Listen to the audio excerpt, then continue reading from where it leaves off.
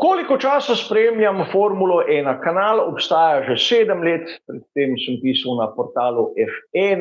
Moj prvi spomin, kot mnogi dobro veste o Formuli 1, je smrtna nesreča Gilesa Villeneuva leta 82. Zadeve se še spomnim v živo, imel sem 6 let takrat.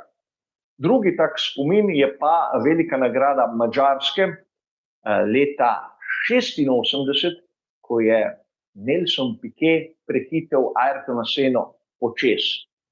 Torej, zopet nek trenutek, ki mislim, da se ga splača vsakomur ogledati še enkrat. Naj vtipka to v YouTube, bo zagotovo dobil posnetek prehitevanja, ki je mene pustilo odprtih ust, in od takrat naprej je res Formula 1 moj glavni